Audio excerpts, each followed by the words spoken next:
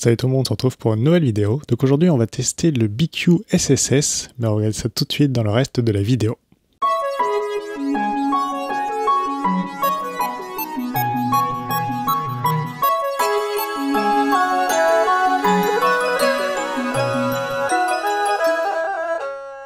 Alors déjà, qu'est-ce que ça veut dire SSS? Donc SSS c'est Super Spring Steel.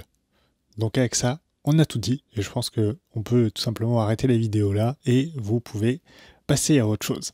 Donc évidemment, Super Spring Steel, donc c'est tout simplement une feuille d'acier donc qui a été recouverte par un traitement spécifique. Donc ça ressemble un petit peu au toucher à un revêtement plastifié, donc un peu comme la peinture, mais vraiment très plastifié, donc sur laquelle l'eau pourrait couler totalement et ne pas du tout adhérer. Donc pour les nettoyer et pouvoir imprimer assez facilement, donc gagner pas mal en adhérence dessus, on va pouvoir utiliser de l'alcool isopropylique. Donc comme certains me l'ont conseillé sur le précédent bed magnétique que j'avais montré, où j'avais mis de la colle, et ils m'ont dit « Oh là là, ne fais surtout pas ça, mets de l'alcool, tu verras, ça tiendra directement, tu n'as absolument rien à mettre. » Ce qui est vrai. Donc j'ai testé et évidemment ça fonctionne donc comme vous l'avez recommandé. Donc ce que j'ai fait également donc sur ce bed qui est donc une feuille en acier. Alors en mesurant, je suis tombé sur une épaisseur d'à peu près 0,5 mm. Donc on a un bed qui est très fin. Donc on va peut-être gagner un petit peu en volume d'impression en utilisant un bed qui soit relativement fin. Mais évidemment il faudra quand même ajouter la couche magnétique donc aimantée pour pouvoir l'utiliser. Donc sur l'installation que j'ai actuellement, j'ai gardé la feuille donc, qui permet d'aimanter le plateau que j'avais avec le bed de Creality. Donc tant mieux, heureusement pour moi, ça fonctionne avec le bed donc BQ SSS. Donc si vous voulez tester cette alternative, vous pouvez le faire directement. Si vous avez déjà le bed magnétique d'avant d'installer, vous n'aurez pas besoin de le retirer pour remettre donc la feuille aimantée qui est fournie avec. Donc on a un bed qui est quand même très flexible et qui revient vraiment bien en place, donc ça franchement c'est plutôt agréable par rapport au bed flexible que j'ai montré dans la précédente vidéo, donc celui de Creality, donc qui est beaucoup plus mou. Là on a une feuille qui tient quand même plutôt bien en place, qu'on peut tordre un peu dans tous les sens, et même en forçant beaucoup elle revient vraiment bien en place, et ça c'est quand même un intérêt vraiment intéressant par rapport à ce bed, donc on pourra utiliser sur notre imprimante. Donc je vais vous remettre tout simplement les images que j'ai présentées donc sur le bed flexible magnétique pour pouvoir remettre la feuille donc aimantée sur le bed, parce qu'évidemment celle qui est fournie avec le BQ SSS ressemble très fortement à celle qui est donc avec le bed de Creality. Donc là il n'y a pas de différence particulière là-dessus. Donc on a remarqué sur le bed de Creality qui avait vraiment un sens pour mettre donc l'aimant sur le plateau, alors que le BQ SSS, franchement, j'ai nettement moins noté cette différence d'orientation donc du plateau. Peut-être c'est le fait que ce soit directement entièrement une feuille en acier et que ça adhère déjà beaucoup mieux que le bed d'origine. Peut-être que c'est le cas, je ne sais pas exactement, mais en tout cas je peux vous dire que le sens importe relativement peu, et ça c'est quand même un bon point pour ce bed. Par rapport à la surface d'impression, donc comme je le disais, on a cette texture un petit peu plastifiée, donc quand on passe la main dessus ou vous essayez de gratter, vous sentez que c'est quand même quelque chose qui est plutôt costaud, et ça c'est quand même plutôt appréciable. Après il n'est pas indestructible, comme vous le verrez tout simplement un peu plus tard dans la vidéo, mais il est quand même plutôt résistant, et je pense qu'il y a le point de vue durabilité, il doit tenir beaucoup plus longtemps que le bed donc de Creality ou ceux un peu plastifiés, qui risque d'être mangé assez facilement. Là, même s'il a été fortement attaqué par ce que je vais vous montrer un peu après, il tient quand même plutôt pas mal le coup. Donc il existe en pas mal de dimensions différentes, donc pour ça vous pouvez tout simplement aller sur le site de BQ pour voir le produit SSS et voir qu'il y a quand même pas mal de dimensions. Donc après ça dépend de l'imprimante que vous utilisez. Pour la Ender 3 évidemment il y a la dimension 235 par 235 que vous pouvez utiliser assez facilement. Alors le seul inconvénient que je noterais, c'est que par rapport à un bed en verre, on a une surface d'impression qui est moins plane, donc où il y aurait éventuellement un petit peu plus de déformation.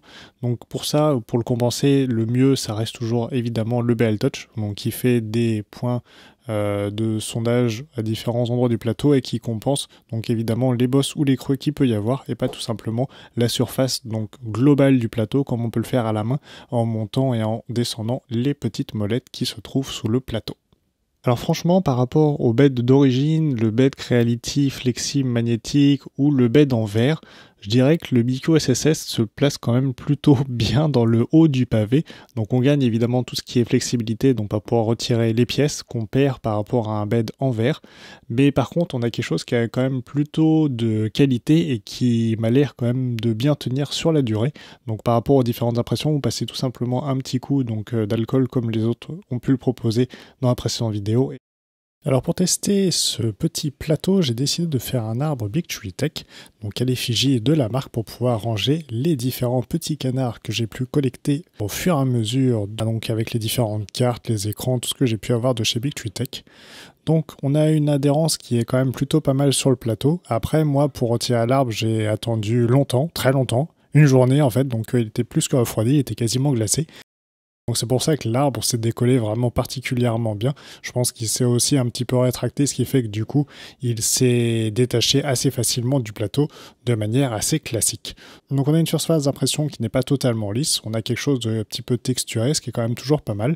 Donc on a quelques traces et quelques petites pointes donc, qui sont notamment visible par rapport au PL à bois que j'ai utilisé. Donc c'est une vieille bobine que j'ai depuis 1 an et demi, je pense, qui est presque 2 ans et qui doit être ouverte. Et du coup qui a bien pris l'humidité, surtout que le bois a tendance à absorber. Là on a quand même un résultat qui est quand même plutôt satisfaisant malgré que le PLA soit quand même de mauvaise qualité ou en tout cas qu'avec le temps il est plutôt pas mal tourné. Donc ensuite on a donc notre petit arbre sur lequel on va pouvoir placer les différents canards donc, que j'ai pu collecter comme je vous le disais au fur et à mesure du temps. Donc par rapport à l'impression en elle-même, sincèrement ça adhère plutôt bien sur le plateau. Une fois que vos réglages sont bien faits, il n'y a aucun souci. Par contre, juste après, je vais vous montrer donc l'état du BIQ SSS après que je sois passé dessus, ou en tout cas que la buse soit passée dessus. Donc on va avoir le bed VS, la buse. Ruby! Donc comme on peut le voir, le plateau a un petit peu souffert à cause de la buse en rubis qui a frotté malheureusement un peu à cause de ma faute. Donc même totalement à cause de ma faute, c'est que je n'ai pas fait le niveau du bed après avoir fait quelques modifications. Donc je l'avais fait avant de lancer mon impression, sauf que j'ai dû changer des trucs. Et du coup, mon bed est remonté.